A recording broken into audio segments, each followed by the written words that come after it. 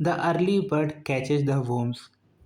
ये एक बहुत ही पॉपुलर फ्रेज है इंग्लिश का, जिसका अगर हम हिंदी में अनुवाद करें तो इसका मतलब होता है कि जो पहले स्टार्ट करता है सफलता भी उसे पहले मिलती है।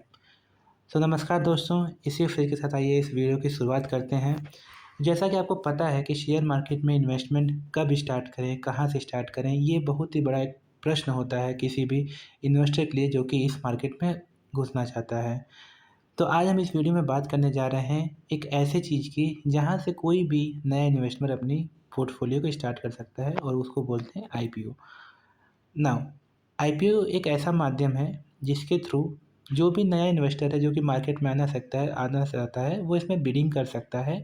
और क्योंकि हमने पिछले एक साल में जो ट्रेंड देखा है कि आईपीओ में एक बहुत ही अच्छा गेन, लिस्टिंग गेन इन्वेस्टर्स को मिल रहा है। तो जो भी अपना इन्वेस्टमेंट स्टार्ट करना चाहता है वो इसमें कर सकता है ना। अब बहुत सारे इन्वेस्टर्स जो स्टार्ट कर रहे हैं उनका एक प्रश्न रहता है कि भाई हमने तो इन्वेस्टमेंट स्टार्ट कर दी बट हमारा एलोकेशन नहीं हो रहा है।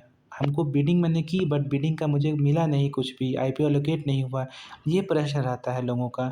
तो आइए इस वीडियो के माध्यम से समझने का कोशिश करते हैं कि क्या क्या अलग कैटेगरी होती हैं जिसमें आप अपने आईपीओ को बिड कर सकते हैं। तो चलिए दोस्तों शुरू करते हैं। इसमें जो पहला कैटेगरी होता है जिसको हम बोलते हैं इंस्टीट्यूशनल इन्वेस्टर, और उसे क्वालिफाइड इंस्टीट्यूशनल इन्वेस्टर भी बोलते हैं। ये वो बड़ी फाइनेंशियल फर्म्स होती हैं जिनके पास ढेर सारा पैसा होता है और वो किसी भी शेयर को बड़ी मात्रा में एक साथ खरीदने की कैपेबिलिटी होती है।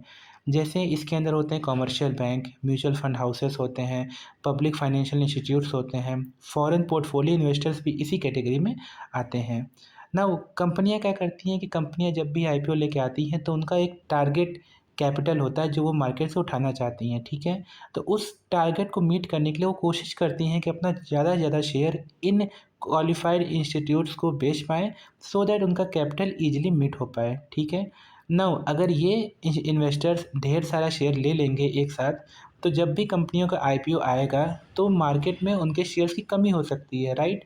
तो उस कमी के चलते क्या हो सकता है कि जो प्राइस हैं वो शूट अप कर सकते हैं रिटेल इन्वेस्टर्स के लिए।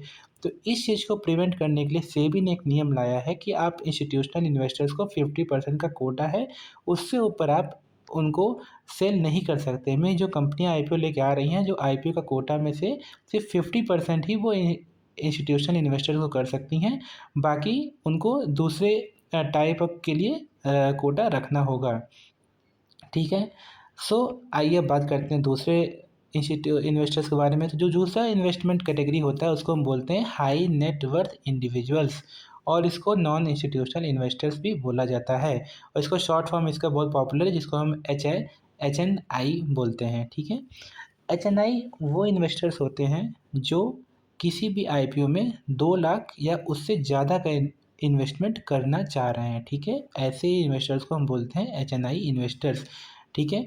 इनके लिए किसी भी आईपीओ में 15% तक का कोटा होता है। जो भी कंपनी होती है वो 50% ऑफर करती हैं एच एन आई इन्वेस्टर्स को, ठीक है।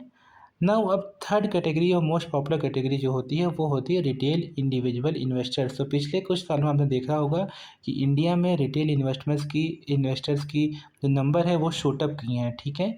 और ज़्यादातर लोग इसी में इन्वेस्टमेंट करते हैं। ये वो इन्वेस्टर्स होते हैं जो किसी भी आईपीओ में 2 लाख या उससे कम का इन्वेस्टमेंट करते हैं, ठीक है। तो इसके लिए आपको नोट करने वाली बात यह है कि इसके लिए टोटल 35% का कोटा जो होता है वो सेबी की तरफ से रिजर्व होता है किसी भी आईपीओ में रिटेल इन्वेस्टर्स के लिए, ठीक है।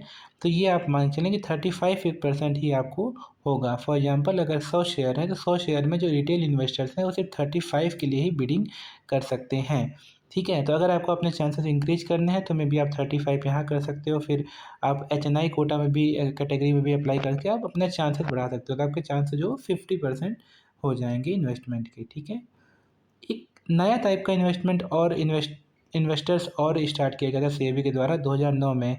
ये बेसिकली जो हमारे फर्स्ट कैटेगरी थी इंस्टीट्यूशनल इन्वेस्टर्स उसी का आप सबसेट मान सकते हो, जहाँ पे वो आईपीओ के पहले ना आके आईपीओ के टाइम पे ही इनको बुकिंग करनी पड़ती है बुक बिल्डिंग प्रोसेस के थ्रू, ठीक है। बुक बिल्डिंग प्रोसेस क्या होता है, मैं एक अलग वीडियो बना के उसमें आपको एक्सप्लेन अच्छे से करूँगा, ठीक है।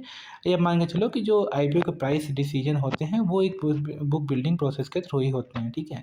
तो उसके थ्रू इनको इन्वेस्टमेंट करनी पड़ती है। यहाँ पे भी ये एक क्योंकि ये सबसेट होता है, तो इनका जो कोटा होता है वो 60% तक एंकर इन्वेस्टर्स इसमें कर सकते हैं, ठीक है। उससे ऊपर ये एंकर इन्वेस्टर भी नहीं कर सकते। बट इसमें एक लिमिट ये होती है कि आपको 10 करोड़ या उससे ऊपर का इन्वेस्टमेंट करना होगा, ठीक है। तो ये दोस्तों 4 इन्वेस्टमेंट टाइप होते हैं जो जो जिसके थ्रू आप आईपीओ में इन्वेस्ट करके अपना इन्वेस्टमेंट स्टार्ट कर सकते हैं, ठीक है। मुझे उम्मीद है आप इस वीडियो के माध्यम से आपको एक क्लियर हो गया होगा कि कितने प्रकार के इन्वेस्टर्स होते हैं, उनका क्या-क्या कोटा होता है और उनको कैसे इन्वेस्ट करना चाहते हैं, ठीक है। अगर आपको ये वीडियो पसंद आई हो तो please like my video and subscribe for more such video. मैं ऐसी बहुत सी वीडियो और आगे लेके आता रहूँगा। धन्यवाद।